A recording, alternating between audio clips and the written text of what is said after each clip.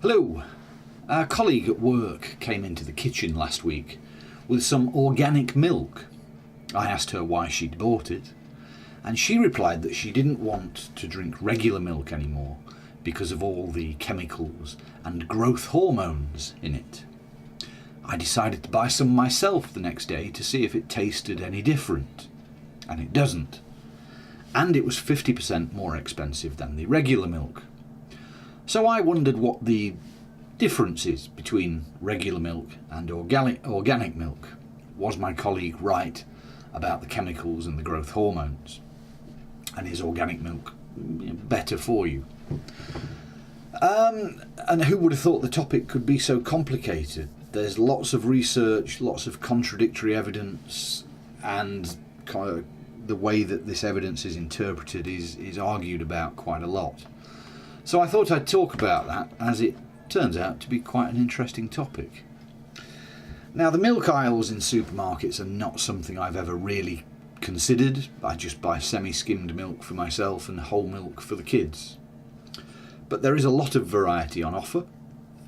In addition to the whole milk and the semi-skimmed, there is of course skimmed, which tastes like water in my opinion. Whole milk contains about 3.5% fat compared to semi-skimmed, about 2%, and skimmed milk has less than 1% fat. So you might think that semi-skimmed or skimmed milk will help you to control your weight. But 2 pints of skimmed milk has 10 grams of sugar in it. Semi-skimmed has 9.6 grams and full fat 9.4 grams of sugar. So the more fat that's in the milk, the less sugar there is. Consume less fat, but you do consume a little more sugar. Now I should add that the amount of fat and the amount of sugar is not really going to make a huge difference if you're trying to watch your weight or lose weight. So, whole milk isn't any worse for your diet than skimmed or semi-skimmed. So those are the three basics, the basic milks. Something I thought was interesting is that milk nowadays is usually homogenized. Now, as a child, growing up, the milk was always delivered in recyclable glass bottles by the milkman every day. You could see a difference in the colour of the milk at the top of the bottle and towards the bottom. At the top it was slightly darker because the creamier, more dense part of the milk rose to the top. Now, with homogenized milk, you don't have this. Homogenization breaks down fat molecules in milk so that they do not separate and float to the top of the bottle as cream. Homogenizing milk prevents this separation from occurring by breaking down the molecules to such a small size that they remain suspended evenly throughout the milk instead of rising to the top of the bottle. Just as an aside there. Milk is also normally pasteurized, and this is a process that kills any nasty bacteria in the milk, and it is done by heating the milk to 71.7 degrees C for at least 15 seconds and no more than 25 seconds. The process of pasteurization is, of course, named after the scientist Louis Pasteur, who discovered that this heating and cooling can kill bacteria. So the difference between normal milk and organic milk, then, to get to the crux of this matter. In 2016, an article was published in the British Journal of Nutrition, which the mainstream media picked up on very quickly, and in a great example of why you should not trust what you read in the newspapers, they came out with slightly different conclusions about the study. I'll briefly run through these for you. The Daily Mail and the Metro newspapers reported the study in very positive light. The Daily Mail saying that organic milk contains 50% more beneficial omega-3 fatty acids than usual milk. The Metro newspaper wrote that if you buy organic, you should give yourself a pat on the back. In contrast, the Telegraph newspaper wrote that the study had sparked a row among nutritionists after it was claimed the results were overblown and that they stretched credibility to the limit.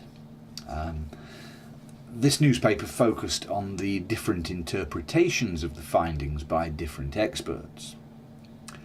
Basically, from what I've read, although increasing omega-3 fatty acids is worthwhile for pretty much everyone, the extra to be gained from organic milk is so little that it would make hardly any difference. I'll put some statistics on that.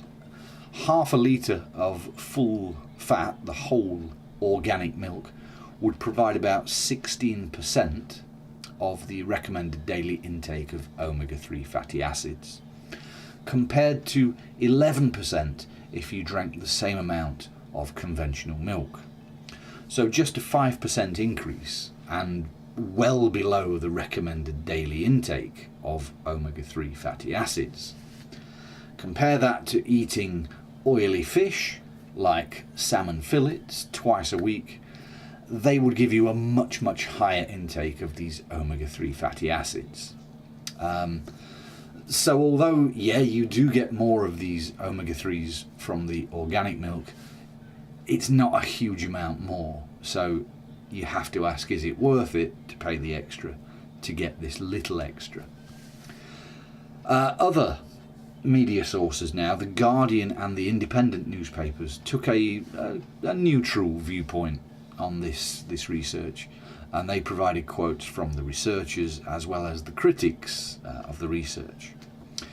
So I think the first learning point, if you are researching any topic, is not to rely on one source, and especially not newspapers, as they may not be telling the whole truth and may not be giving you a balanced description of research.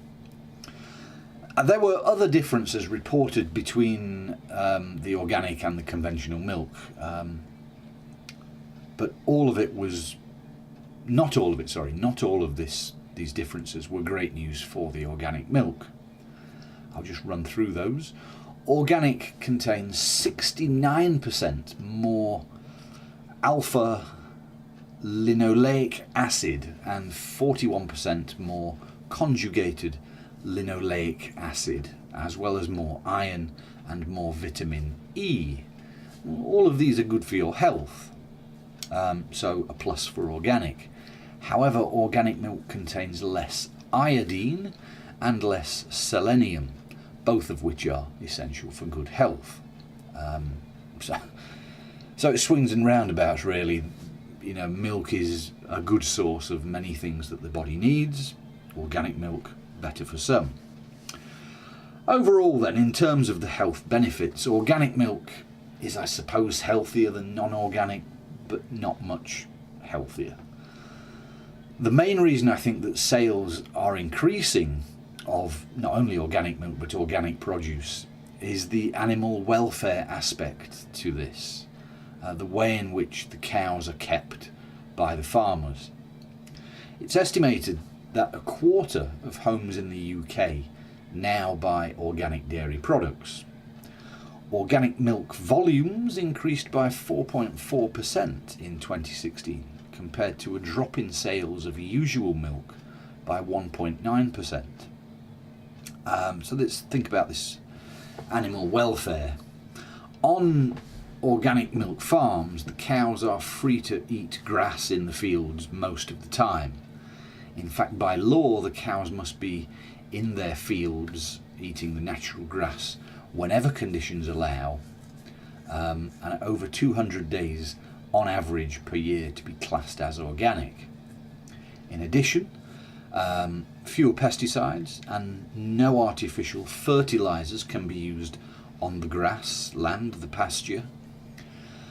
The cows must be fed a grass-rich, GM-free diet, with a minimum percentage of 60 of grass, and the use of routine antibiotics is banned in organic cattle.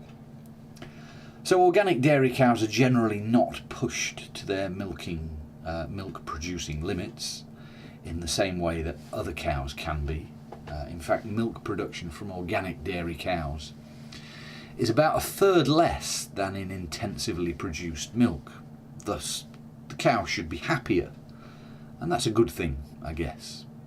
So in conclusion, I'm not convinced that the extra price for organic milk in the supermarket is actually worth it, and I may switch back to whole milk in the future because it's not fatty, really.